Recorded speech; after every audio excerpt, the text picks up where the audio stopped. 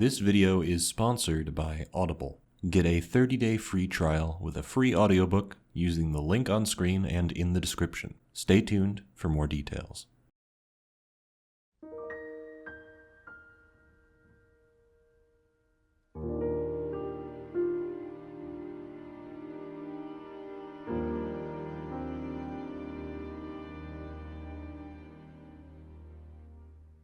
Xenoblade Chronicles is a story of success on multiple levels. It's the story of writer-director Tetsuya Takahashi, a story of unfulfilled ambition, a story of monumental growth spanning over a decade.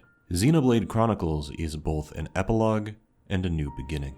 It's been difficult for me to put this into words. There were days where my eyes would sit fixated on a blank Google Doc. Frankly, I'm awestruck. Years have slipped us by, and yet I'm still utterly speechless. Hyperbole though it may sound, I genuinely believe it to be a masterpiece. In other words, this game is my fucking jam.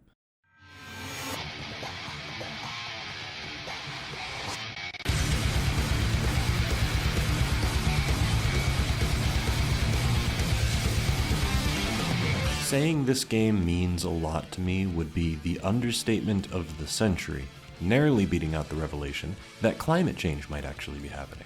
What you're about to watch are the mad ravings of a lunatic who loves Xenoblade far too much. I might have a problem. If you're unsure, perhaps ask the Rhine time clock I hung up in my office, or the Monado I have attached to my car keys, or the title screen mouse pads I own 2 of for day and night, or the video I have in my wallpaper engine, which turns my entire desktop into an HD version of the title screen that goes through its entire cycle, or even my fucking ringtone, which is Unfinished Business, a song that only plays once in the actual game, so I figured having it as my ringtone would be fine since I'd never get sick of it. And you know what? I'm still not sick of it. So that ended up being a good call. This has been a long time coming, and I don't want to delay it any more than I have to. I want to first touch on Definitive Edition, since that's out now, and it's worth talking about a lot of the changes it made to the base game. I considered making a separate video for these changes, but you know what? Let's just make this video all-inclusive. Originally, this video's thesis was a little different. It was hard to fit a discussion of the remaster in there, but now, let's go all in, baby. Also, for the sake of convenience, I'm going to be using footage from Definitive Edition throughout the video because I didn't necessarily want to play the game twice in a row just for footage. And spoiler, I kind of prefer Definitive Edition anyway. This video is split into chapters, so if you'd like to skip straight to my analysis of the base game, you can simply skip past this part. Now then, let's begin a long-awaited Xenoblade Chronicles retrospective.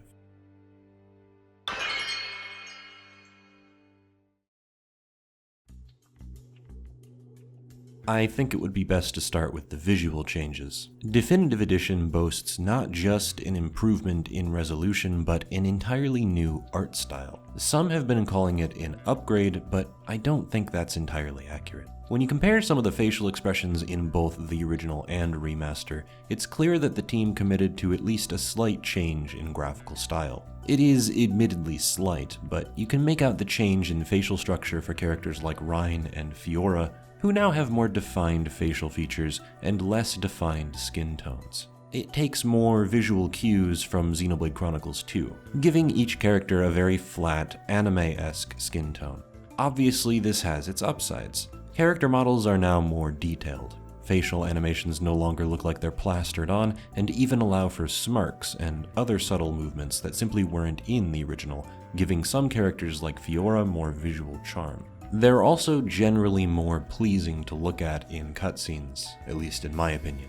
At the same time, I can't deny that the original models have their own Vagrant Story-esque rustic appeal to them. While the redesigns are, in my opinion, really well done, they bring with them a very slight shift in tone. Xenoblade Chronicles is a story where the murder of Homs by a relentless, mechanized force known as the Mechon is practically commonplace. It's a story about overcoming that violent persecution. at least in part. That rough look is a bit more fitting for scenes with serious undertones, whereas the clean, anime-reminiscent design is more fitting for scenes with lighthearted undertones. I also think these rough designs blended in better with the sometimes rough character animations. Mumkar's running animation was always pretty hilarious, but at least in the original it felt more excusable. You could at least understand that a game where faces look like this isn't going to have amazingly well animated movement. In Definitive Edition though, that uncanny valley is widened. These are undeniably higher quality models, but they're grafted onto the exact same animations, and it can sometimes feel more jarring to watch these high quality models bumble around all over the place. Where this change in model fidelity undeniably shines most, though, is with the Mechon. Metalface was an imposing force in the Wii version. That much is for sure, but his design had some clear weaknesses. His sharper edges didn't have particularly strong anti-aliasing, and many of his more sophisticated ligaments had to be rendered into flat textures, which don't mesh particularly well when placed on top of a set of polygons. This effect is also seen in the smaller, thinner bits of character clothing, armor, and even hair. It's an unpleasant, jaggy appearance that doesn't hold up well at all. They look like goddamn scraps of paper, and close-up scenes are when this is most apparently awful. Mechon in Definitive Edition feel a lot more complete, and even though you can technically tell that some of their components are a bit less detailed, they're incredibly difficult to spot unless you're actively looking for that kind of thing. This has the effect of making every single clothing item far more visually appealing, rounding out those rougher edges. I'm a bit mixed on the new UI. It's a sleek look, especially the redesigned arts palette. It uses screen space much more efficiently, leading to less in-battle UI clutter. Character portraits are smaller and pushed all the way to the left. Enemy health bars are now routed to the top of the screen when you're locked on, and manage to convey the same amount of information in even less space. You can clearly see all of your buffs and debuffs rather than needing to wait for them to cycle through. Unfortunately, there have been some losses in that transition. There's no longer a clock around the minimap, which was a very convenient way to check the precise time of day. Now there's just a digital clock, which is certainly easier to read, but it's a bit less nifty. The menu also doesn't look nearly as rad without the storybook-esque background. The blurred background look has less personality, and the completely blank void that characters stand in when you're gearing them out is pretty boring. There are countless other visual changes, but those have already been discussed by sources like Digital Foundry, and there's really nothing I can say about them that hasn't already been said. Textures have been redone, the lighting is more complex, stuff like that. Instead, I want to dig into the changes made to the soundtrack, which I'm particularly touchy about. Original has one of my favorite soundtracks in any game. So much so that I didn't quite understand why they were remastering it. It was the same occurrence with the Kingdom Hearts 2 soundtrack.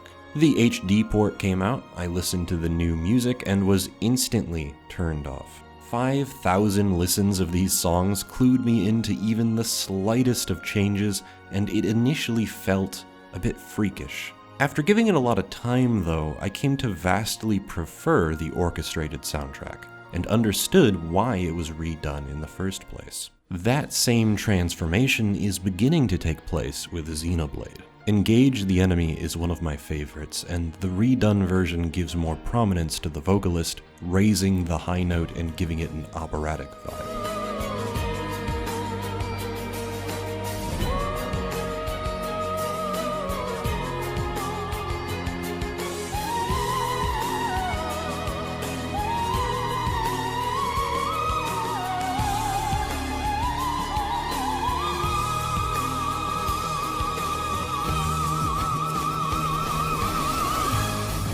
When I first heard the new change, it weirded me out. It sounded so different that I thought it was a parody.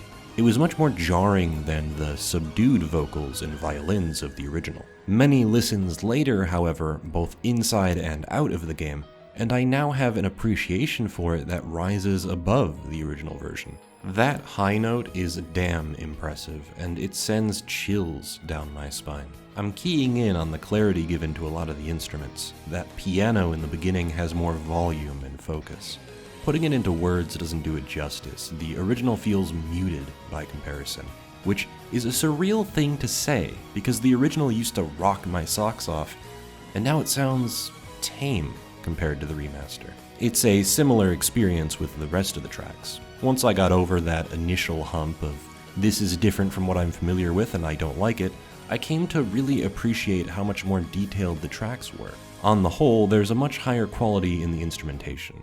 Mechanical Rhythm, my baby, is somehow even more of a headbanger than it once was, a feat I would have never thought possible.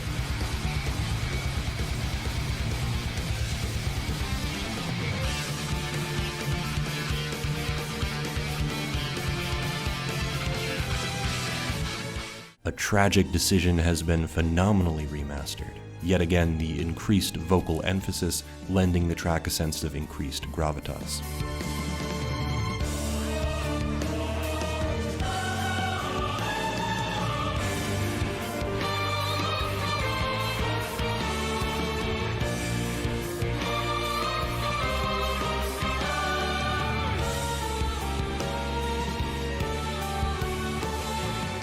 Mechonis Field, my other baby, has a more pronounced light synthwave vibe.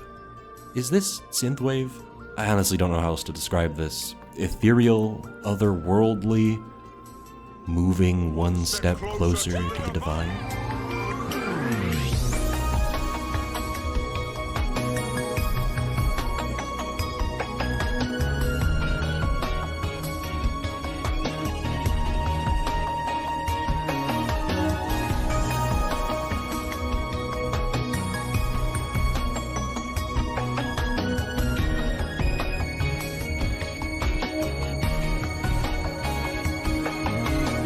As someone who is picky about the particulars, I am incredibly impressed by the remastered soundtrack. However, I am even more impressed by the ability to toggle between the arranged and original soundtrack in the options menu. It really shouldn't be impressive, an option that simple, but hey, some remakes just didn't get that memo, I guess. I think it would have been nice to have the option to switch to original graphics as well. I'm still unbelievably impressed by that toggle in Halo 1 and 2 Anniversary, and wish it was in more games. I'm sure there were technical reasons they couldn't include a toggle like that, but it would have been nice to have as much of that original experience preserved as possible. Quality of life changes are present in abundance. Where before you had to simply hope that you were beside or behind an enemy with a funky model, in Definitive Edition your arts have a blue exclamation mark to designate when your bonus effect will activate. Though the visual cues for things like auras are now easier to read on enemy health bars, these exclamation marks now appear on Monado arts to let you know which will be effective in which situations. Some might find this a bit easier than working out which Monado art to use on which attack, but I find that it cuts out unnecessary confusion. While many seasoned players might understand that Roman numerals are supposed to prompt the player to use shield, while non-numbered attacks prompt the player to use speed, it was admittedly even confusing to me on my first playthrough. These exclamation marks act more as confirmation and course correction than they do as agents to dumb down the strategy of combat. Similarly, while some could argue that the lack of quest objective markers forced players to search for their objectives more actively, I'm just glad I don't have to continuously run through random blue balls for hours just to find a couple fucking rabbit chodes or whatever the fuck Ryan decided to name that shit. Xenoblade already had pretty average quest design, a lot of fetch and kill quests for nameless NPCs, and no amount of obfuscation was gonna make those specific quests any less monotonous. Now, while I'm exploring Satoral Marsh or Gower Plains, I can glance at my minimap to seamlessly nab quest objectives along the way. Definitive Edition certainly leans into its MMO-inspired roots, adding an option to auto-run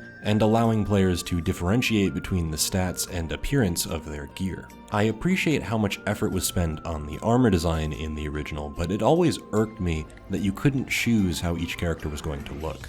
Usually you'd end up in a situation where picking the best stats would result in your characters looking like the fever dream of a 6-year-old, With Definitive Edition, players have the option of choosing whatever look for the characters they want, without making them sacrifice gem slots or stats.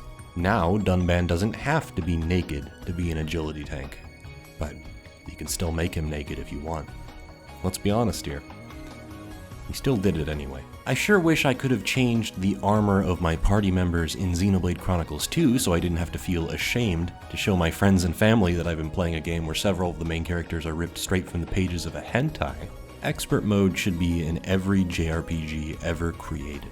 If you wanted to tackle everything in Xenoblade, it was pretty easy to over-level yourself. And once you're over-leveled, there isn't much you can do to heighten the challenge. Expert mode allows you not only to bank your experience, but to de-level yourself whenever you want. It isn't a simple hard mode toggle, it's essentially a choose-your-own difficulty slider. Now you can de-level yourself to fit the average level range of the area you're in. That way, you'll be offered a decent challenge, especially against unique monsters. However, if you ever feel like you've gone too far, you can throw off your Rock Lee training weights and cash all your experience to clown on a boss. I do wish party members joined with the same amount of EXP that you have in Expert mode, rather than joining at your current level. Dunban in particular was trailing behind for a while because I was a much lower level when I got him. Overall though, this feature is more than just a band-aid and seriously needs to be in every game that has a leveling system. I'm far from the days of declaring remakes and remasters definitive, as that's a fairly juvenile descriptor. Virtually every remake, remaster, and/or port in existence has some amount of trade-off associated with it. It's just that some have more trade-offs than others. None of them will ever be perfect, and it's usually just down to personal preference. I don't think this remaster takes too much away from the original. I think it does a better job easing new fans into its systems, and ultimately it's the version I'm most comfortable going back to. Now, we're about to get into the meat of the storytelling here, which is where my interests as a writer lie. One day I hope to make something with a scope similar to Xenoblade's. If you're watching this, I've got to assume you're into these kinds of stories as well, and I've got a pretty good deal for you.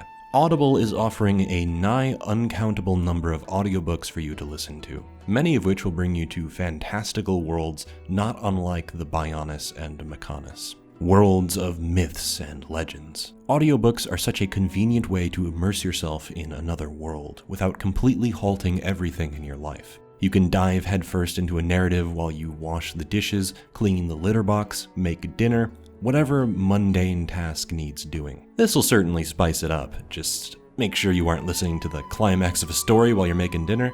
The death of a titular character might accidentally distract you, and all of a sudden the turkey's burning your house down. Visit audible.com/KingK or text KingK to 500-500 to get a 30-day free trial, which comes with a free audiobook and full access to the Plus catalog. If I might make a recommendation, I've been listening to The Last Wish, the first of the Witcher series of audiobooks. I have little to no exposure to the series, I've just seen the Netflix series and have had the games on my backlog for years now. Figure now is as good a time as any to get into the audiobooks. From what I'm told, they're quite different from the games, so even if you've already played them, it doesn't hurt to get another perspective. Been enjoying my listens so far, and I'm hoping the convenience that Audible listening provides will allow me to get through them at a good pace. Maybe soon, I can enter the Witcher discourse. We'll see.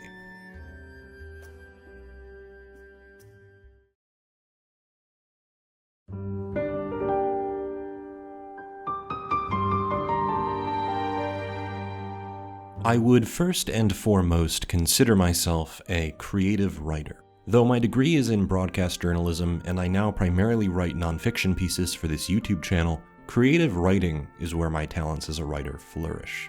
I can't tell you how many ideas I have floating around in my head, how many worlds, characters, and concepts I have yet to actualize. None of them are small. Almost all of them are entire worlds with a rich history. Because of that, I feel like the biggest link between most of my favorite works of fiction have something to do with world building. Tetsuya Takahashi is nothing if not a world builder.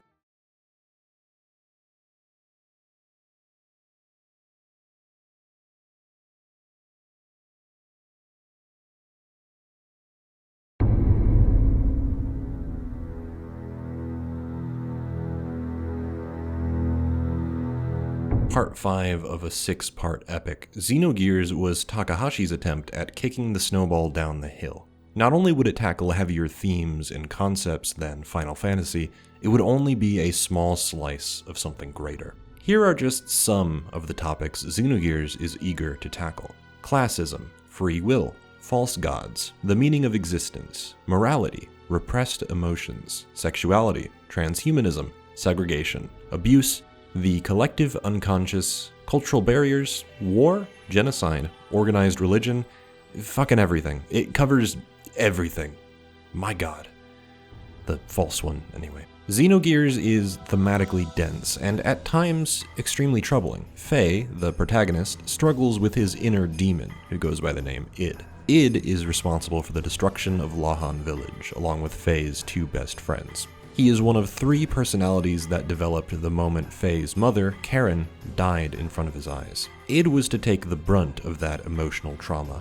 Current Faye would be the aimless, amnesia-ridden outer shell who experiences the world, and past Faye would continually look inward, reminiscing on the positive memories of his past, living in blissful ignorance. Not only was Karen's murder so traumatizing that Faye developed dissociative identity disorder, she was also horribly abusive, subjecting Faye to incredibly painful experiments during his childhood.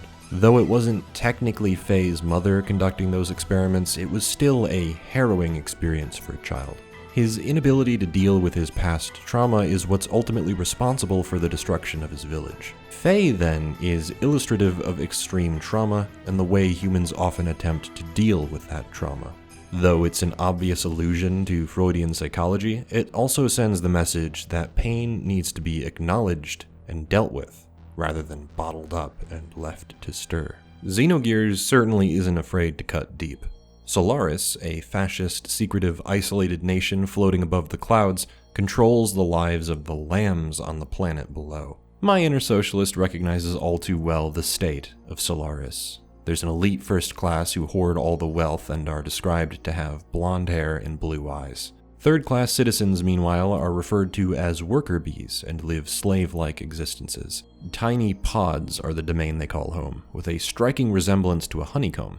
Its slaves are almost entirely composed of brainwashed lambs plucked from the surface. Those who speak out against their superiors and way of life are killed or re-educated by the drone police force. A weapon Solaris can use to quell insurrection and maintain the status quo. It is a fascist, authoritarian regime. In most games, I feel like this would be the extent of the world building here. It's your stereotypical oppressive government, right? There are messages and warnings you can still draw from it, for sure, but it isn't anything that hasn't been built before. Then you dig a little deeper. Solaris is keeping tabs on the surface world, funding both sides of a world war in order to keep the lambs in check. One side of the conflict, Av, is openly backed by the Solaris military, while the other side, Kislev, is also backed by Solaris, using the Ethos religion as its messenger.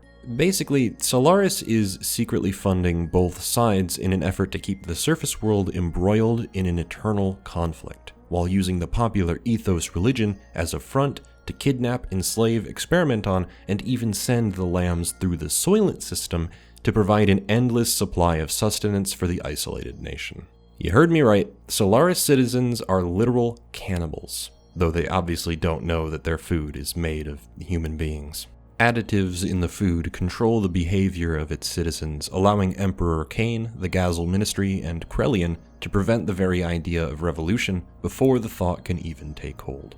Alright, so an ultra-fascist, authoritarian regime is controlling the entire planet, manipulating the lambs below, sparking pointless wars, and subjecting them to untold levels of cruelty. It's still kinda within the realm of storytelling conventions, right? There's a clearly delineated good and evil at play here. Then you learn that every living human was created by Kadamini, a computer built by the Galaxy Federation used to control Deus, a powerful weapon bonded with a divine being known as the Wave Existence, which exists in a higher dimension that the Xenogears universe originally existed in. Deus was damaged after it hijacked the Galaxy Federation ship and crash-landed onto a nearby planet, so it created human life as a regenerative process. Miang was created to oversee this process. She was in charge of creating the first human, Cain, and guiding humanity down a path that would improve their genetic material through procreation and provide high-quality fuel for Deus's eventual resurrection hundreds of thousands of years down the line. Miang was able to successfully manipulate the Gazel Ministry into manipulating the lambs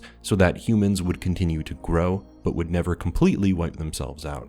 You can peel back layer upon layer upon layer of authority, tracing back to the source and purpose of human existence. What initially seems to be an evil empire is revealed to be a tool used by a false god in order to keep humanity in check so that they remain a powerful sustenance for its resurrection. Keeping in mind that this is simply the 5th part of a 6-part story, Takahashi isn't a mere builder, he's a goddamn architect. It's also worth noting that many of the story concepts were thought up by his wife, Soraya Saga, as well, but I will continue to refer exclusively to Takahashi because it flows better in the script. Unfortunately, unchecked ambition and debut directorial role are particularly volatile reagents. It's fun searching through wiki articles to piece everything together, much like one would learn about the history of our world. Nevertheless, it is a passion that came to me only when I put the game down. Playing Xenogears was a bit like having a fever dream. Your party would rocket from location to location, names would be dropped at seemingly random with no further elaboration, and it left me more often cripplingly puzzled than impressed.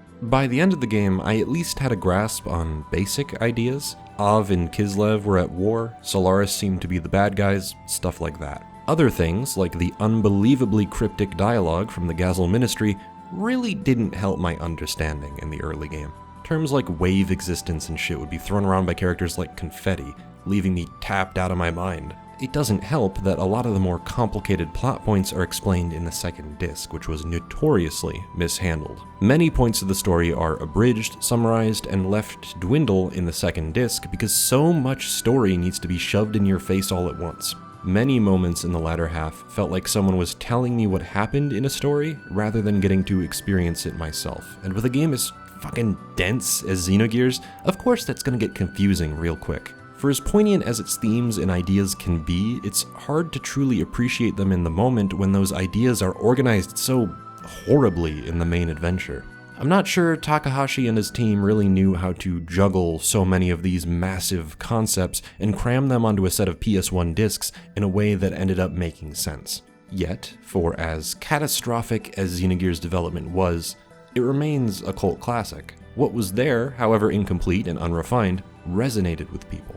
Despite hating most of the time I actually spent playing the game, even I could see its potential. Undeniably though, it did not satisfy Takahashi's cravings. It was a beloved failure of his grand vision.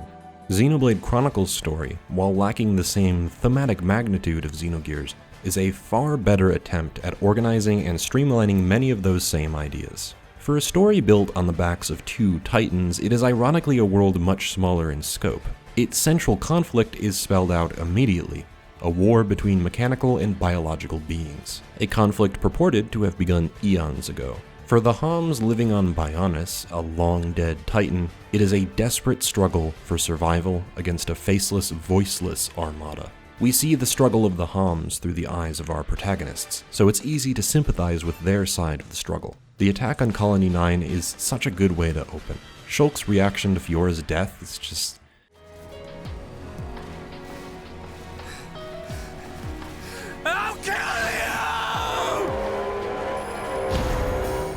It still gives me goosebumps. It's easy to get the impression that the Mechon are pure evil, pillaging, killing, and destroying. It's our job to push them back with the Monado. However, there's far more to this conflict, to this world, than meets the eye. Egil, the leader of the Mechon army, despises the Bionis. Though he might appear to be a sadistic, genocidal maniac, his side of the story is just as cruel. Zanza possessing his best friend and killing his people set him on a path of revenge almost exactly the same as the one Shulk and his friends have been on for most of the adventure. It is a cycle of vengeance, each side believing in a just cause. Zanza, god of this world, helps to perpetuate this cycle. His MO is the destruction and recreation of the world. Does it sound familiar? Ultimately, this is a world created by Zanza. All life on the Bionis springs from him. Where Deus was attempting to survive, Zanza is driven by his ego, his need to be worshipped, his overwhelming desire to never be forgotten. Meyneth was his polar opposite. She was always opposed to Klaus's desire to create a new world. It only makes sense that she would helm the Mechonis in the hopes of opposing his grand machinations. This cycle of violence would trickle down to their creations, an endless conflict between the Mechonis and Bionis that started long, long ago between two gods with conflicting worldviews. Ultimately, Shulk and Egil are pawns in a larger game to stroke Zanza's ego. Everything from the moment Metalface killed Fiora was, in some part, orchestrated by a higher power. Rocking up to Zanza at the end isn't nearly as confusing as it was with Deus in Xenogears. When Miang showed up and had a 10-minute long diatribe explaining everything about Deus, what her role in the world was, how it fit into the main party, on and on and on, I couldn't help but be slightly flummoxed. By the time Dixon betrays you and Zanza awakens, you're fed information at a steady clip. Shulk was a dead vessel Zanza grew himself inside. The visions of the future Shulk saw were because of Zanza. He wants to restart the world. Dixon, Lorithia, and Alvis are his disciples. The Telethia are what pure-blooded High Entia eventually turn into. This is what Prison Island is for. When you meet Zanza, here are the stakes. Zanza wants to recreate the world. Shulk and company want to stop him. He doesn't need to explain what he's about to do or where he comes from or what he's done. All of that has already been explained, or will be explained after killing him. Perhaps it isn't nearly as complex as Deus splitting himself off into parts of humanity, attempting to connect with the wave existence, sending Miang through the generational line to keep them in check. But it still hits those same beats. This is a story about fate, about history repeating itself, about breaking cycles, and about free will. No, Shulk doesn't struggle to cope with severe childhood trauma, but he does manage to put aside his burning anger and extend a helping hand to the person he should hate most in the world in the name of promoting a peaceful future. He does manage to defy the destiny of Zanza. His declaration to create a world with no need for gods is powerful. To deny the power of a god in favor of letting the world decide its own future is a decision I think about often. Shulk can never really go back from this. He can't change his mind and do the world over again if something goes wrong. He is simply that confident in the inherent good that exists within people to build a prosperous future unchecked. After his journey, who could blame him? Shulk didn't actually run into many evil individuals. Sure, Mumkar was a sniveling little weasel. Dixon and Lorithia are pretty despicable, despite Shulk's mixed feelings regarding the former.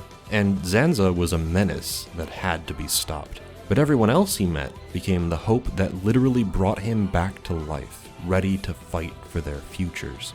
Even Egil, leader of the Mechon army, his sworn enemy, reconciled with Shulk. They came to understand each other. That is where Shulk's confidence comes from, his ability to see the good in everyone that still has it.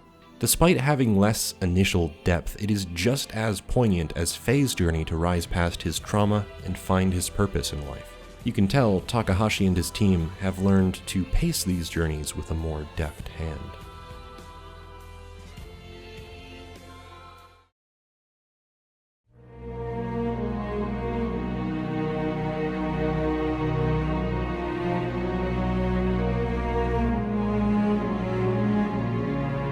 Xenoblade's narrative goals tend to naturally fall in line with its level design philosophy. Xenogears' progression was fairly scattershot. One minute you're helping Bart plan to take back his kingdom, the next you're a prisoner of Kislev participating in gear battles. It's difficult not to feel narrative whiplash as you pinball from area to area, with new characters and conflicts introduced that seem to date back hundreds of years. For me, adventure stories tend to work best when there's a very clear progression. Avatar: The Last Airbender is one of my favorite examples of this. Aang's larger goal is to defeat Fire Lord Ozai, but to do so, he needs to learn his missing 3 elements. So much about the choice to make Aang exclusively an airbender is deliberately done to allow for a very efficient exploration of the world he lives in. His need to learn other elements brings him first to the Northern Water Tribe, then to Ba Sing Se, and then to the Fire Nation. His status as the last airbender means that we can explore the air nomads and their culture through the main character and his struggles. It's an absolutely brilliant foundation for an adventure story that gets the most out of its world, one I believe Xenogears desperately needed. Having Shulk start his journey at the foot of the Bionis serves a similar role. The loose end goal of revenge against the Mechon allows for a streamlined progression with several natural distractions, picking up Sharla and helping the survivors of Colony 6, saving Melia in Machna Forest and helping her defeat the Telethia, learning more about the Hyentia in Alchemoth. Every step of this journey is purposeful. It is a much smaller world than the one found in Xenogears, but it is so much easier to parse. You don't need to do any extra reading to understand the intricacies of this world, in part because it's so much smaller and younger. You have a set point A and a set point B. You go from the bottom of the Bionis to the top of the Mechonis. Along the way, you meet new characters who are part of different cultures, and you're gradually introduced to concepts like ether lamps lighting the way through the mines, why the Hyentia are closed off from the rest of the world, how the Machina are faring after Egil took over, what the purpose of the Telethia are. Piece by piece, the world fits together like a puzzle. I particularly enjoy scenes like this. Huh? The debris siren. Strange. There hasn't been much falling lately.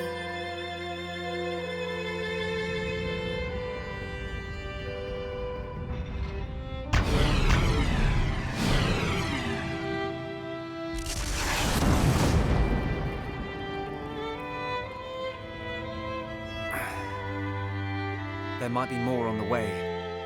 The anti-air batteries can't protect us out here. Let's get back to the lab. Okay. Shulk and Fiora's reaction to debris falling from the sky says it all. It's a regular occurrence for a settlement that lives below a huge landmass. Stuff's gonna fall, and there needs to be a contingency in place to prevent damage. And so, Colony 9 is built with several ether cannons. It's a relatively peaceful hamlet otherwise. Sometimes this is not as gracefully communicated. Ryan, shouldn't we return them to the Bionis? Huh? Oh, right. What's born from the Bionis is returned to the Bionis. That's the way of the Homs. Ah yes, allow me to explain to you how the world we live in works, Shulk. In case you didn't know, on the whole it's usually either understated or left to the imagination. The party's reaction to Alchemoth is a particular highlight. It's not just me, right? A floating city's a bit weird. Built with superior defenses in mind. Incredible. What technology makes this possible? I do not know. I've never had the need to. You don't know? It doesn't freak you out? You can eat bread without knowing how to bake it. Makes sense to me. I feel like they could have used a better analogy than baking bread, but I understand the sentiment. Questions like these are easier to simply accept without further knowledge when you're living on a giant titan and there's a magical force in the air called ether. Why do the islands float? Maybe it's the ether, or maybe it's some separate force. Not too far-fetched for Shulk and the rest, just a curiosity. My favorite location is the Mechonis. For a living organism, it makes more sense to build a civilization on top of its body. It's here where the grass grows, it provides soil to farm on, and is more hospitable than the inside of the Bionis. The inside is filled with geysers and all manner of weird shit. It's also pretty cramped. The Mechonis is the exact opposite. It is a giant robot titan. So much of what makes it tick is inside of it. When you enter the Mechonis for the first time, hear the Mechonis field music, and look up, it's breathtaking in a way I have difficulty describing. It's huge, with so many moving parts. Mechon are everywhere. Not only are we in the heart of enemy territory, it wasn't built to be easily traversed. You have to climb your way to the top despite it all. The true genius of the Bionis and the Mechonis are the areas you explore. Expansive, but never truly open, these hubs serve as connective tissue to bridge the journey together. Different levels of the Bionis and Mechonis are explored with varying degrees of rigor. Gour Plains, Machna Forest, and Aerith Sea are comparable in their size. Most of the important action happens here. Recruiting party members, saving people, changing the future. You spend a lot more time in these areas as a result. Other areas, like Satoral Marsh and Valak Mountain, serve primarily as breaks in the action. These areas are a lot more contemplative, with our heroes in between major cities left to grapple with their issues. Of course, the plot is going to move forward no matter the area, and there are notable exceptions, such as Sword Valley, which isn't particularly big, but houses an important climax at its end. I just think there's a good ebb and flow you get between major areas. Gower Plains is huge, with a bevy of side quests, secret areas, unique monsters. You spend a major chunk of time here, get a new party member, help her drive off the Mechon, and cap it off with the Aethermine dungeon. Satoral Marsh is a lull in the action. You've just obtained Dunban after driving off Metalface, so it's a chance to calm down and learn about your new party member. Only traders and a few scattered Nopon, meaning very few quests. You'll likely engage with a couple of boss fights, take a breather, and head to Magna Forest after climbing inside the Bionis. One thing I love about these areas is that they're never one and done. Xenoblade has an affinity system linking together its staggering number of named characters. Each of them have relationships, needs, and desires. You can alter those relationships by completing quests. While there are an abundance of kill X monster quests that are fairly boring, a good amount of them are more memorable, with branching paths that lead to different outcomes. Maybe you'll be helping a writer create a coloring book for a young Nopon, bringing him closer to the love of his life in the process. Maybe you'll be gathering the remains of an old woman's son, who set out to explore the Bionis and never returned. Maybe you'll be completing shady deliveries in the dark of night, with an ever-increasing shadow of suspicion cast on the quest giver until it's revealed that he simply wanted to put on a fireworks show to lift the colony's spirits. There are a ton of these types of quests, and they usually bring people closer together on the affinity chart. Doing enough of these quests will raise the town's star rating, leaving it a much happier place than when you first arrived.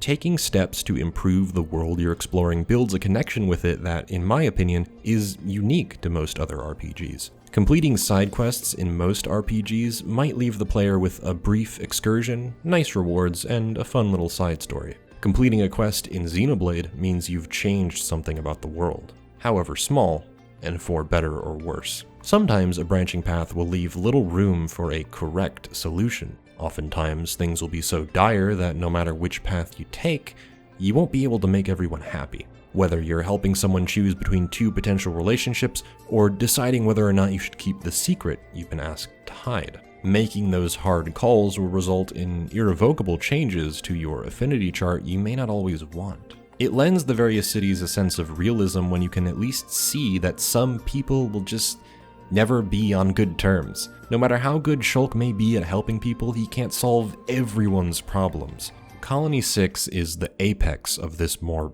active world building. You're tasked with using the materials collected on your journey to rebuild Colony 6 from the ground up. You get to watch this pile of rubble turn into a full-fledged colony as a result of your actions. Completing quests, funneling your money and resources, investing time and energy into seeing it flourish. When Colony 6 is complete, you get the sense that nothing would be there without you. You undid the damage caused by the Mechon, a more noble and fruitful path than one of revenge. Like I said, not all quests are winners. A lot of them feel like ways to give you money and experience for exploring the world, which is something the player likely wants to do anyway. The fact that you don't even have to return to the quest giver for this specific breed of quest is pretty telling. There really is no good reason why there had to be 4 different kill quests you have to accept one at a time. My quest log was always a real pain to navigate. It's a shame too, because flooding the player with so many quests at once with varying degrees of quality is bound to give them the wrong impression of questing. I tend to forgive the weaker aspects of the questing experience because the areas are so enriching in your exploration of them.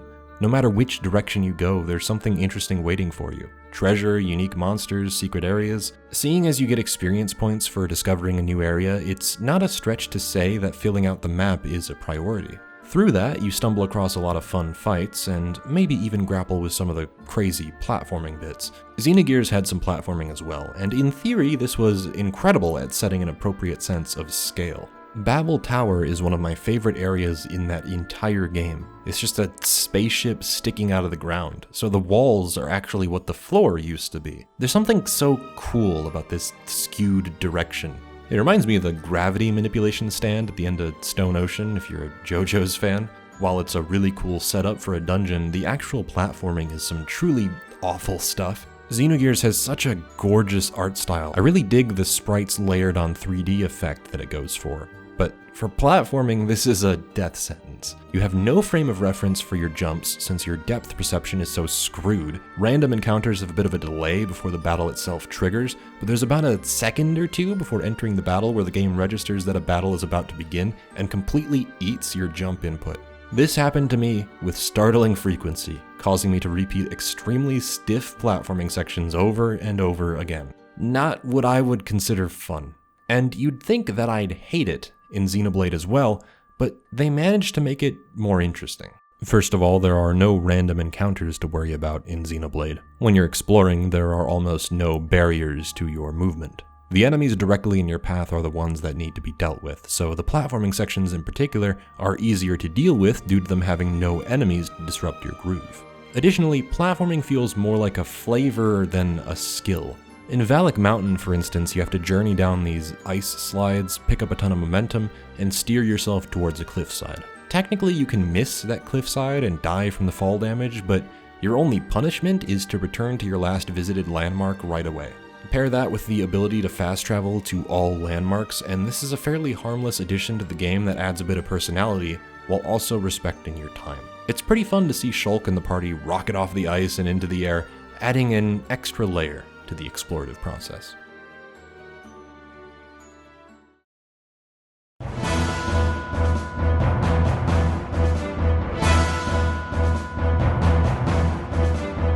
Xenogears did not do a very good job teaching the player how its combat system works, which comes to be a problem in a game with so many different mechanics. Its core is one of a turn-based JRPG. It has all the hallmarks of one, inside and outside of the mech suits. The most notable unique mechanic is its combo attack system, where you input a string of buttons to perform attacks. Different combos result in different kinds of attacks, and the more you use certain combos, the more special attacks you'll unlock. These special attacks are pretty crucial to learn during some of the more difficult encounters, and wouldn't you know, the player's given almost no feedback to latch onto. Basically, you have to input a very specific string of commands a very specific number of times to unlock these special moves, and there's no in-game tracker for any of this. I had to Google what buttons to push for every single party member late into the game. For most of the adventure, you can coast by without learning higher level special attacks, so I didn't even notice the issue. Fights were taking longer, but at least I was clearing them. It became a problem in the mech battles, which heavily rely on what the player has learned outside of the mech suit. These battles revolve around fuel. Complete fuel depletion means the player can't perform special attacks and has to waste a turn to charge up a very pitiful amount of fuel. You can kick into booster mode, filling your ATB gauge faster and giving you more turns at the cost of using more fuel each turn. I was running into a problem where no matter what I did, I would run out of fuel and lose. Using the booster got more hits in, sure, but I'd run out of fuel before the boss fight was over. Being conservative meant I'd just be outpaced by the boss and killed in the endurance battle. What I didn't know was that I was lacking the strong attacks I desperately needed, since the mech special attacks rely on special attacks learned outside of the mech. This is all stuff I had to research on my own. Which combos to grind out, which party members to use, etc. It was extremely tiring. Even after I figured out how it all worked, what I was supposed to be doing, I was left with a turn-based combat system where you stored up saved turns and unleashed a bunch of special attacks all at once. It was flashy, sure, and it did feel good to unload on bosses. It just wasn't particularly strategic. I can't necessarily compare the system directly to Xenogears, but I can highlight how much easier it is to grasp Xenoblade's combat by comparison, despite it having just as many elements to consider. It's most similar to an MMORPG. You select your attacks from a hotbar, each with a cooldown. There are passive buffs and debuffs to watch out for, stuff like that. You're taught the workings of combat right off the bat. You're taught about how aggro works, you're taught about how some attacks require the character to be in a certain proximity to their enemy, behind or to the side. Not only that, you can check all tutorials in the pause menu if you forget anything.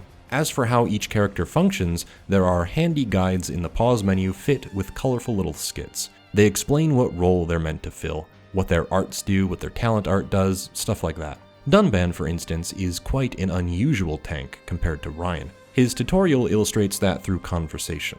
Dunban is a tank, like Reyn, meant to take aggro. but his style of play is to avoid attacks rather than eat the hits. Shulk then remarks that agility gems would be perfect for Dunban, as he's an evasion tank. The game brilliantly explains a fairly unorthodox role for a character and teaches you what the best gems for him are. It's easy to intuit then that Sharla is a support character. She's meant to heal the party as well as cast buffs and debuffs. Shulk is a glass cannon. He can deal a lot of positional damage, but he's very frail. Reyn, by comparison, has a ton of health and can take a pretty big beating.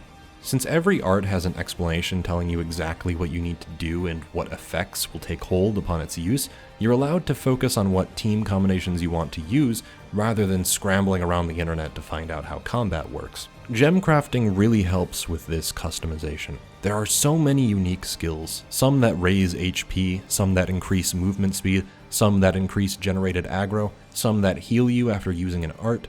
Countless gem variants exist, and it allows you to tool out these characters in any desirable form. I do think the amount of gems you gather can be overwhelming at times, and the gem crafting minigame feels like a giant waste of time. All it does is complicate the process of finding cool gems, adding a completely unnecessary middle step. I would have preferred unlocking the gems right then and there from the environment, which is actually what Future Connected does. Nevertheless, it pairs well with the skill trees, which serve a more important function than simple incremental upgrades. One of Dunban's skill trees will increase his evasion quite a bit when he's wearing no armor, which is a really interesting tree to travel down. You can unlock medium and heavy armor usage and immunity to stat debuffs, filling the talent gauge when taking damage. Sure, some of them are just increases in attack, but many of them are pretty substantial upgrades. 25% buff to chain attack damage, 25% strength up buff when a party member dies, stuff like that. I think it gives the player an easy set of goals to accomplish by the end of the game, one that's completely divorced from the typical RPG tradition of grinding until the numbers are higher. I don't think I've ever had to grind in Xenoblade, which is pretty impressive given the genre's pedigree. Admittedly, as the game goes on, more combat effects are introduced like Spike, which are harder to read in the midst of battle. In the tutorial, it makes complete sense. Counter Spike does damage to the player when the player does damage to the enemy. Down Spike does damage to the player when the enemy is toppled. Close Spike does damage to the player if they're too close to the enemy. In practice, however, I find that it's harder to notice when you're being damaged by Spike because of all the information flying across the screen. For the most part, though, the player at least knows what they're supposed to be doing. They'll know what gems to slot, what armor to prioritize, what have you. It's easy to digest and flexible for any situation. There are enough characters and arts throughout the game to keep combat consistently interesting, as well as a lot of combat effects which work in tandem with the enemy variety. Mechon, for instance, can only be damaged by the Monado. There's an art on the Monado which allows party members to temporarily damage Mechon, which you'll have to keep an eye on and constantly refresh. Your Monado arts can only be used after a number of auto attacks, since it rests on your talent gauge. That means all of the other Monado arts are competing for your attention. Shield, Speed, Purge, Eater, all enemies and bosses are different. Some attacks need to be shielded against, some need to be evaded, and you'll have that opportunity with the Monado. Shulk will usually have a vision, it will warn of an attack, and you'll respond in kind. Roman numerals mean you need your shield art, and it needs to be of a comparable level. Other named attacks usually need to be avoided, which is where speed comes in. Telethia can read minds, so you need to purge them to ensure your attacks land. All of this on top of making sure your party members are healed up, that you aren't taking spike damage, that the right buffs are being set, and that you're fulfilling the role of whoever you're controlling. Against unique monsters and bosses especially, this unorthodox combat system really comes into its own. It is highly reactive. Often you're just throwing out the right moves in response to what vision you see, but you have a limited time to ensure that future is averted. Sometimes you won't have Shulk in your party gauge, or his talent gauge won't be filled, or what have you. And when you don't have a clear solution, you'll have to improvise. Maybe you'll have Reyn draw more aggro, maybe you'll have Sharla heal, whatever. The ability to warn your allies and pick any move you want from their arsenal regardless of cooldown is extremely useful. One of the biggest problems with this system is that you can only control one of the three characters. The other two are at the whim of the AI, which can make questionable decisions. Warning those AI party members and taking direct control to save their lives helps to counterbalance that annoyance. Unfortunately, this does mean that some party members and combinations are more favorable to use than others. Shulk and Melia are particularly infamous when given to the AI due to how unique and situational their strengths are. With Rein or Sharla, the job's easy. Keep aggro for Rein, keep everyone alive for Sharla.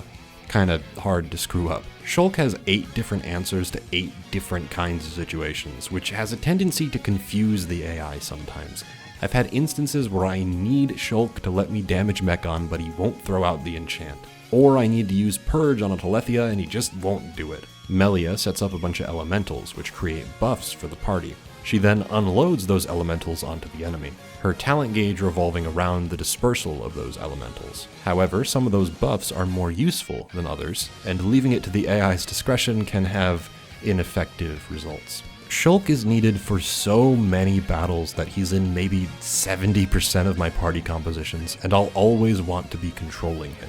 Using Shulk and Melia can be problematic since one of them will have to be on the AI. It's just not ideal. Thankfully, this is a problem that can often be worked around and pales in comparison to the struggles I ran into trying to enjoy Xenogears. For Xenoblade, I'll take the occasional annoying AI move if what I also get is a wide variety of party members with interesting roles to fill, leading to a ton of interesting combinations. Shulk, Rein, and Sharla are very defensive and can often punch above their level weight more easily, whereas Shulk, Rein, and Dunban is a very reliable damage trio who can deal with threats incredibly quickly at the cost of almost no healing options. They're a popular pick for the post-game super boss fights. It's a question of whether you want to play more conservative or aggressive. Ricky is a jack of all trades. He can heal, he can insta-topple, he can inflict a bunch of status conditions, he can basically fill any third role on any team, allowing for fluid combinations. The worst I can say is that Sharla is very focused on healing and can't do much of anything else. I'm personally not super into that slower playstyle, but it's still useful for fighting higher level unique monsters just for the sheer survivability her massive number of healing arts affords. And finally, Fiora's gimmick is that you can make her into basically anything you want, within reason. Kinda like Ricky, she's a good third pick for any composition. One could say that the combat system boils down to break, topple, and daze, since it's your primary goal in every fight. Break the enemy, topple it, and then daze it for extra time. It's true that almost every fight promotes this combination. It's incredibly useful and synergizes well with chain attacks. Yet, some enemies have topple spikes, so you can't just topple by default unless you want insane spike damage. Some enemies resist break, forcing you to get it off in a chain attack, and even if you get the break topple combo off, there are going to be other things popping off during the fight that require your attention. Bad futures to avert, mainly. While it can feel a little basic at times against the weakest of enemies, when it's firing on all cylinders, it is one of the most unique combat systems I've seen in a JRPG, and tons of fun to experiment with.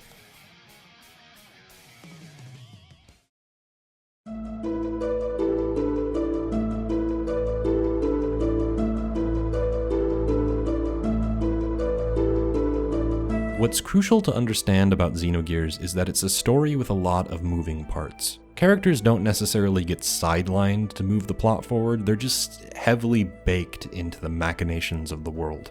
Their development is not as spread out amongst the cast. Faye, Ellie, Citan, and Bart are really well fleshed out and have the best dialogue bar none. The relationships built between these four were easy to believe, less so for members like Rico, Billy, Maria, and Choo Choo. For these latter members, they tend to have great introductions and backstories, but kinda wane in relevance as the story continues. Billy gets a lot when he's first introduced, with his story peaking at Shevat when he shoots his father out of his gear. It was a great moment, since Billy and his father have such a strained relationship, but it feels like he doesn't have anywhere else to go after that. His father's still alive, even though I got the impression that the story was trying to kill him at Shevat, and even though his entire religion turned out to be a front for Solaris, he eventually falls into the fold of insane plot developments that happen in Disc 2. And he probably has it the best out of these miscellaneous party members. Maria is great when she's first introduced, has a touching moment with her father melded together with his gear. That stuff's great. And then she falls off the face of the earth and barely does anything again, since, need I remind you, the second disc needs to explain 18 different things at once. Rico is just...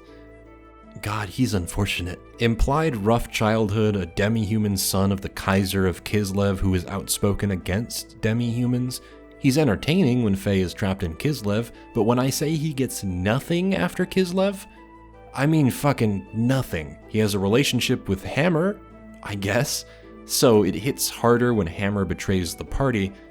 That's just not enough. There's clearly so much setup with the Kaiser. Rico literally swore vengeance against him for everything that happened, and it never gets resolved. Rico just floats around to be used in combat. I honestly forgot he was there sometimes. It's such a shame. Xenoblade handles its principal cast members with a lot more grace. It is an unbelievably tight cast of characters, all of whom get an equal chance to prosper in the spotlight. For the most part. I already went over why I like Shulk earlier, but I want to highlight his relationship with Reyn. Reyn is just so lovable. He's a meathead goofball spouting his catchy one-liners, just trying to keep his friends safe. He starts to define himself by that role actually, and by the middle of the game, he starts to wonder what his place in the group really is anymore. In his eyes, Shulk has far exceeded him in power, confidence, everything. Where before he was able to knock some sense into Shulk when he was more tight-lipped about the visions, as Shulk got a better handle on his powers, Reyn's usefulness began to dwindle, at least in his eyes. It's only for a bit, but he doubts himself. He lets his insecurities show. Sharla had to be the one to snap him out of it, and reassure him that no matter how strong Shulk gets, he'll always need someone to watch his back. That's what makes them such good friends. Through thick and thin, they're with each other until the end. Our classic brains and brawn duo. Sharla, in that sense, is a very warm presence. Despite everything she's gone through with Gato, the pain she's had to endure looking after Juju and the rest of the colony, eventually leading up to her confrontation with Gato as a Mechon, she never gives in. She's always got a solid read on the room, where other characters, aka always Shulk, don't quite get what's going on. I guess in that way, she's like the mother of the group, soldiering on no matter what's thrown her way. In other words, she's a badass and I love her. I love Melia for decidedly different reasons. She isn't particularly strong-willed and often struggles with her position as the future leader of the High Entia. She tries her best to put on a brave face even when she knows she is out of her league. It's highlighted brilliantly during this conversation between Ricky and Dunban. What's this? Here upon Ricky have big fight with fish. Ricky win. Grilled fish taste yum yum. Dun eat too. I thought you said you couldn't move if you didn't rest. Oh, Ricky very tired. But Ricky very hungry too. How considerate of you. Ricky not understand Dun. Don't try to hide it. You realized Melia was lagging behind. She would never admit how tired she was. That's the real reason you ask. I don't know how you could not love Ricky, especially after a scene like that. Sure, when you first get him as a party member, I can understand being hesitant. He seems like goofy comic relief, off to pay a ridiculous debt incurred by his large family. But as the game goes on, you get a few heart-to-hearts with him. He quickly becomes the beating heart of the group. Even with Dunban's role as an older role model, Ricky is easily the most apparent father figure of the party. He's in his 40s and considers Shulk and Reyn in particular to be like sons to him. It's touching, and I love this little furball. Character development on the whole is much more subtle. There's a moment at Sword Valley where Dunban is hell-bent on killing Mumkar. Shulk stops him, they argue about it, but ultimately Dunban realizes that Shulk is right. It shakes him a little bit, since his role is to look after Shulk. Yet here he is learning from Shulk all the same. His resolve is none the clearer after his conversation with Ricky. He will look after Shulk and Fiora, and support their fight by whatever means necessary. He's also yet another badass. I think Melia gets the most blatant progression when she's confronted with the information that her people are destined to transform into Telethia and fight for Zanza, right around a similar revelation that Shulk and Fiora are essentially destined to be together. Yet, she soldiers on. She might have the strongest will in the group in that regard. She's beaten down and broken by these climactic revelations about her people, and she still stands with Shulk and the others to fight for a better future. Anyone else would have given up. Not her. If you're at all familiar with Xenoblade's party members, there's one character that I've neglected to mention in detail up to this point, and that's Fiora. Killed in the beginning and brought back later with a plot twist, Half Mechon Fiora is maybe my single biggest problem with this story overall. I love the message of this game, to break the cycle of violence and hatred, to seek the truth of the world, and achieve true freedom from control. When Shulk stops himself from enacting revenge on Egil and offers his hand to mend the wounds both of them share, it's an extremely powerful moment. I'm not knocking anything about it as it stands, and yet I think it would have been even more powerful if Fiora was still dead. See, the driving force of the plot up to a certain point is revenge on the Mechon for attacking Colony 9 and all of the other colonies, sure, but primarily it's an act of revenge against them for killing Fiora. While I'm not overly fond of the idea of basically fridging the female best friend at the very beginning of the story, it does serve as a really good motivator, and revealing that she didn't actually die is a problem I've had with the story ever since I first played it, for so many reasons. I mean, Shulk really has even less reason in this moment to hate Egil, seeing as his primary motivation relied on her being dead. Since she's alive at this point and a member of the party, all he really has to go on is the harm done to the loved ones of Sharla and Melia. There's still strong motivators to want to hate the dude, don't get me wrong here. It just kind of muddies the message a bit when Shulk no longer has much of a stake in the conflict overall. It's a little easier for him to offer the hand of forgiveness. Fiora also just has nothing to do once she's brought back. She's self-conscious about being half Mechon, I suppose, but almost all of her conflict revolves around her affection for Shulk. Other than being a vehicle by which Mayneth enters the plot, she doesn't contribute much of anything besides her plucky attitude. I don't hate her or anything, I just feel like she wasn't really written to be around for longer than she was in the beginning, to be the childhood friend who dies and serves as the catalyst for Shulk and Reyn to set off on their quest. She legit has a scene with Melia who recognizes that something is wrong with Fiora, and even though she's grappling with her inevitable demise, literally a dead woman walking, she asks Melia to take care of Shulk if something happens to her. Like, I don't mean to be rude here, but does she have any agency of her own? All she ever does is talk about Shulk. I don't want to take the events of this scene out of context, but it's almost like she's saying that she's happy she's alive because now she can help Shulk. I understand what the scene is trying to say, but it just comes off like she'd rather have been left for dead if she wasn't useful to him. Ugh. I don't know, man. She has some redeeming qualities. I enjoy her voice actress especially, and I think she has some cool moments, especially with Shulk against Dixon. I kinda just wish the story had left her for dead, as cold as that might sound. She's really the only blight on the cast. Everyone else has a lot of purpose, and I enjoy viewing the heart-to-hearts with characters that don't interact much in cutscenes. They do a great job filling in those gaps. Like, how does Sharla and Dunban play off of each other? Or how do Reyn and Melia interact? It gives the main story the space it needs to focus on the main events, while adding little hints of characterization by way of these side scenes you unlock as the characters grow closer when you use them in the same party. It offers a very well-rounded view of them all, even Fiora, and I think it's part of the reason why this cast is so damn lovable, and when you compare it to Takahashi's original efforts, it's like night and day to me. They're less complex on the surface, but dig a little deeper, and you'll find a cast that's ride or die.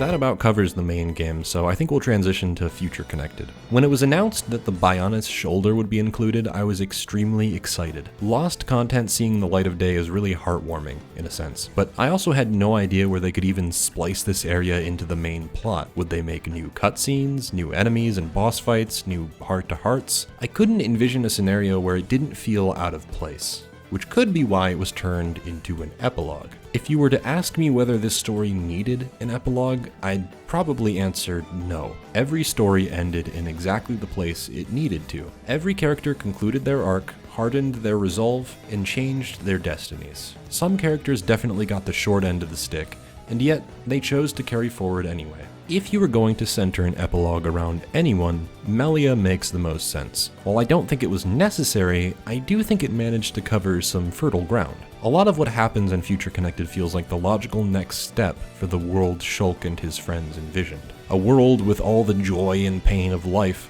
free from divine intervention, where every person would have the freedom to carve out their own futures. Future Connected grapples with the rift between the Machina and High Entia after the Mechon attacks. Shulk might be the type to set aside his differences with Egil and fight to save the future, but not everyone has a will so strong. Sects of the High Entia are still bitter about what they lost fighting against the Mechon. The antagonist believes the remaining breed of High Entia that survived due to their half-human blood were the superior breed all along, and that it was just nature running its course. Melia then gets to wrestle with the problems of her people, unify them, and oust the Fog King that's taken over her capital. On the one hand, Melia is close to my favorite character next to Shulk, so having an epilogue centered around her struggles feels like it's pandering directly to me. Monolith have stated that her story was left in the most tragic and unresolved state, so they felt it important to wrap it in a neat little bow. After the pain Melia had to endure in the main story, I can understand this impulse,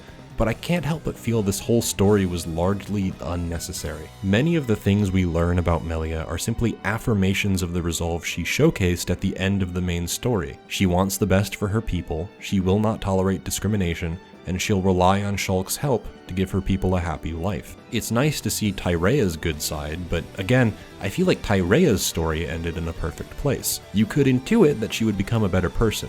We didn't need that spelled out for us. Ultimately, the interesting conflicts brought up about half-breed High Entia being the superior race, and the divide between the Machina and High Entia are conflicts that don't get enough time devoted to them. Almost as soon as they're brought up, they're resolved. Everyone's happy in the end. It doesn't help that trying to maintain the existence of the Bionis shoulder after the collapse of the Bionis itself feels like a fool's errand. Sure, there's a reason everything is still floating. Stones that kept islands afloat in the Aerith Sea do the same for the shoulder. It definitely makes sense for Alchemoth to still be floating, but to have only the shoulder still floating in the clouds somewhere is odd. But then, that's a symptom of the larger problem here. There needed to be a story-sufficient reason that Bionis' shoulder was explorable at all. Even as an epilogue, it's still being jammed into an existing story pretty unceremoniously, and with nothing to really say for itself other than you get to explore a meaty new area. On first blush, it's nice to have a whole new area to explore. It doesn't skimp on content either, it has about what you'd expect from any of the areas. Secret areas, dungeons, scale, villages, quests, unique encounters. Future Connected is the Xenoblade Chronicles gameplay loop condensed into a single area. It hits on all the beats you'd expect, which once again raises the question, how necessary was it all? It is really cool that the lost content was restored, but playing through an area that is ostensibly the exact same core loop as any of the other areas in the base game makes me wonder if this content was lost for a reason. Most of the new things it tries can't help but remind me of what we lost. Yeah, it makes sense that Shulk can't see the future anymore. Not only has he lost the power to see the future, he also made it clear that he doesn't need that power anymore. No one does. While it might fit thematically, it does not fit mechanically. Shulk's purpose as a fighter was reactionary. He'd see glimpses of the future, and most of his Monado arts were geared around preventing those unfortunate futures. It's not as if you can't use those arts effectively anymore, but you're forced to use those arts in a preventative way, which they were clearly not designed for. First, you have to fill Shulk's talent gauge, and then you have to predict what art to use. Every single art has a fairly long animation before the effects take hold, which worked in the base game since you had ample time to react to a devastating attack. In Future Connected, you're playing the preemptive guessing game. As if this wasn't enough, we also lost the chain attack, which doesn't feel justified in any sense. Our replacement, the Pawn Spectres, is really cute at first, but quickly renders itself the inferior system by comparison. It takes forever to even unlock the Pawn Spectre attack. You need to find so many of them, making a lot of early Future Connected harder than it needs to be. It feels like you're fighting bosses and unique enemies that were designed as if you still had chain attacks in Future Sight. Removing elements of that core combat loop and forcing you to unlock an essential piece of that puzzle is strange to me. Chain attacks weren't perfect, believe me. Topple locking is a bit overpowered, and sometimes you'd be able to near endlessly chain together attacks if you had high affinity and a modest amount of luck. It had the potential to trivialize fights. Nevertheless, the game was built around having this system, and taking it away has clearly adverse effects. Now you can't use chain attacks when your party is in rough shape to prolong the battle. All arts are on cooldown until they come back, no exceptions. Additionally, since Shulk can no longer see the future, you can't warn other party members of incoming attacks. Taking away Shulk's future sight and the chain attack effectively means you have literally zero control over your other party members, which is not good. Party AI was flawed but sufficient in the base game, since you did technically have the ability to select which arts they should use when it really mattered. Warning Rein to pull aggro or using Sharla's healing in a chain attack would ensure that you always had control over your party in dire moments. In Future Connected, there were many moments before unlocking the Pawn Specters where it honestly felt like there was no recourse. One of my favorite things about the base game was attempting to take on much tougher opponents, which Future Sight and chain attacks made possible. If you timed your chain attacks right, preventing enough futures, nothing would be impossible. Every unique enemy encounter was a blast. I actively sought out these tough encounters. Here, they're tests of patience more than anything else. A lot of the powerful enemies completely negate Topple on account of them being immune to break. Again, the base game had enemies and bosses like this as well, but you were always able to inflict break during a chain attack. Some of your positional attacks just won't proc their secondary effects. You can't inflict slow, bleed, whatever. They're immune. Unlocking the Pawn Specters finally gives you something to heal your party or do a lot of damage when the party meter fills up, but it just feels so much more shallow than a chain attack.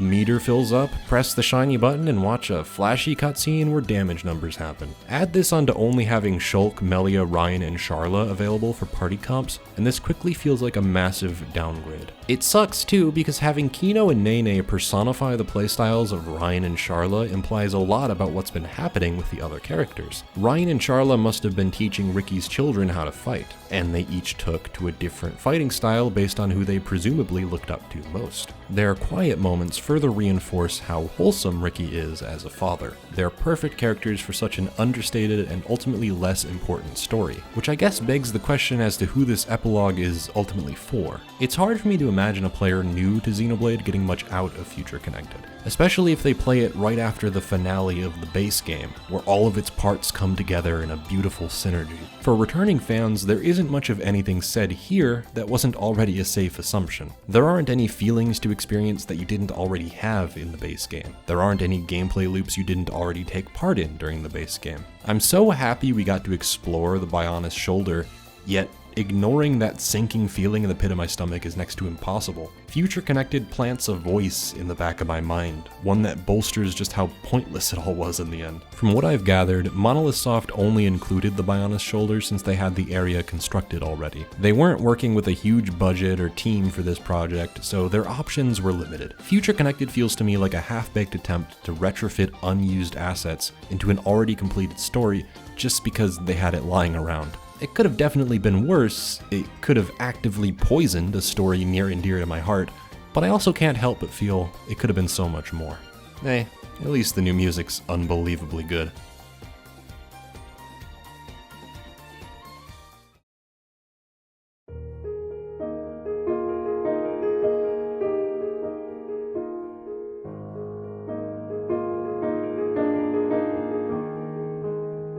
Takahashi and his team have come a long way. They've learned a lot, and ultimately Xenoblade Chronicles is their magnum opus. It was their first unequivocally successful attempt at doing what they tried to do with Xenogears all those years ago. It was Monolith's showcase to the world that they can make something brilliant. I'm still surprised by what they were able to do with it. The sheer size and scope of the areas you explore, the unreal setting on the backs of two titans, a winding narrative about the cycles of fate perpetuated by a higher power. It really is an accomplishment, one that I can't stop returning to or thinking about. It's shaped how I think about storytelling, how I go about world building. I love Xenoblade Chronicles, and it's been hard for me to explain why, but there you go. I wrote down everything I possibly could. I touched on the things that were most important to me and listed virtually every reason I click with it. I may have even made the video feel a little unorganized, but I don't care at this point. Sometimes it's hard to explain why you love something in an eloquent way. It is one of my favorite games ever made, and solidified Takahashi and his team at Monolith as a set of artists worth following. It took a long time, a lot of trial and error, a lot of failure. I hated my time with Xenogears. It was a long, repetitive, mismanaged, overly ambitious slog that I never want to go back to, but I'm glad they were able to learn from it. I'm glad it gave us one of the best games ever made.